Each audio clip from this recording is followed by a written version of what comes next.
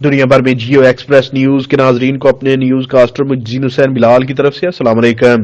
خبر شامل کرتے ہیں ضلع منڈی بہاؤدین سے، جہاں پھالیا میں اندرون شہر ہیلا روڈ پر دن دہاڑے ڈکیتی کی دلیرانہ واردات۔ نقاب پوش 3 مسلح ڈاکو سروس شوز سے 10 لاکھ روپے چھین کر فرار ہو گئے۔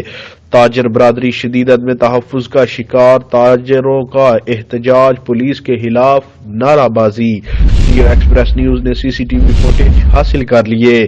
پھالیا شہر کے مرکز میں ہیلا روڈ پر دن دہاڑے ڈکیتی کی دلیرانہ واردات کے دوران 3 نقاب پوش 3 مسلح ڈاکو سروس شوز سے 10 لاکھ روپے چھین کر فرار ہو گئے، جس پر تاجر برادری شدید عدم تحفظ کا شکار ہو گئی اور تاجروں نے بازار بند کر کے پھالیا پولیس کے خلاف احتجاج اور نعرے بازی بھی کی۔